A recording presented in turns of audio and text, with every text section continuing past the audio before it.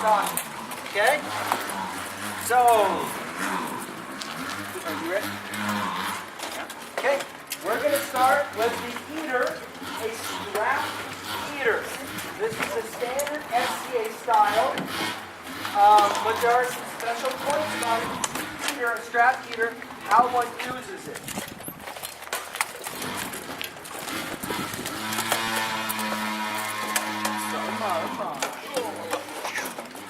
Okay, how many people have fought with a strap heater before? Raise your hands.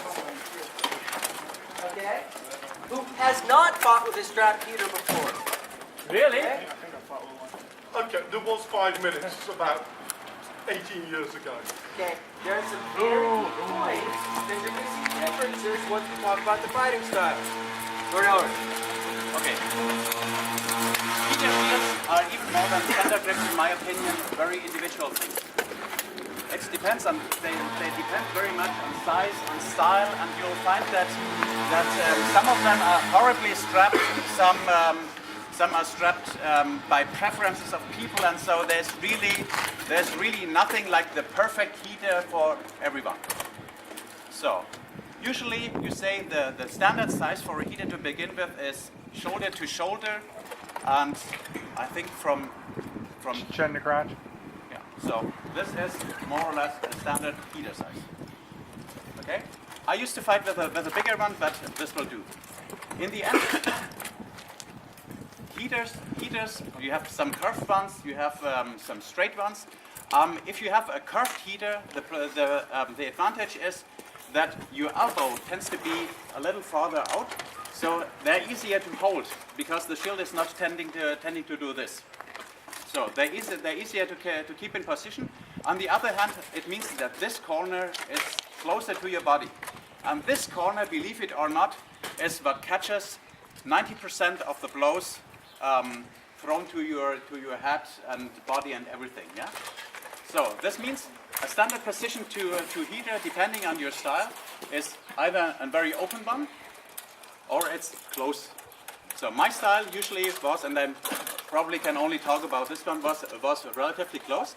And what I tried to do was I motivated my heater always with the elbow. So I'm turning around so you can see it.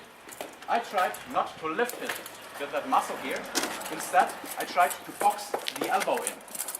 This means whatever I did was, if you're throwing, it's like, Go away from the car. oh yeah.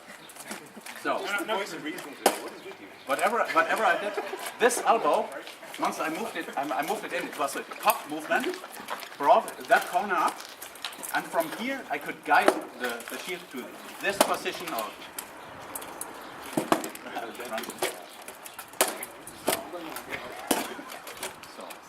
all I did was basically roll the shield with the elbow movement.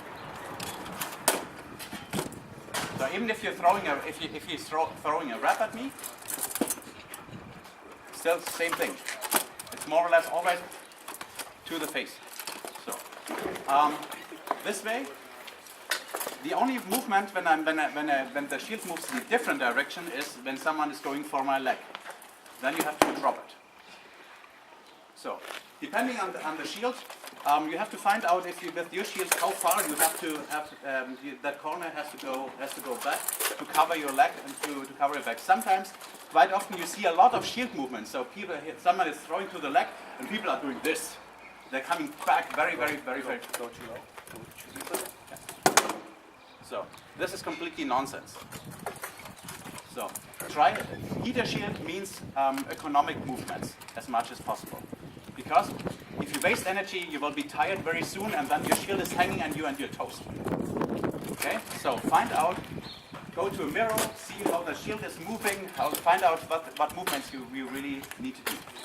So the other thing with the heater, things that you can't do is, which is harder to do, is gaining control with the heater over a different kind of shield. Basically, you can do a shield push, or you can open a shield this way. That's all.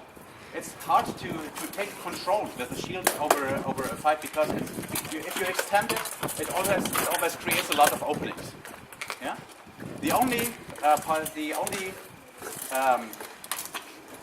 the extension, Ausnahme, Only exception. exception is if someone is on his knees, you can try to control the arm by keeping contact, putting the shield in the elbow. So that's more or less all you have, all it is. Basically, think about that corner. Whatever you do, this is the way you. This is the point that catches most of the blows, and try to do economic movements. Save energy. Yeah. So, one last word about basic stance. Sometimes some people prefer looking past that corner. Some people prefer looking over that corner. But make sure this corner is somewhere in the middle of your face. If you're fighting like this, you always create lots of openings. This means that you have to block with your sword. And this, again, think at my class sooner this day, is a commitment, because this means you're blocking with the weapon that should throw the offense. Not only that, in this guy, you're inviting him to trap. Yeah, it's mine. And it also creates openings on the back or so. Yeah. So try a position that is more like this, and you are a lot safer. Okay. Okay, this is for anybody who's been fighting a little bit.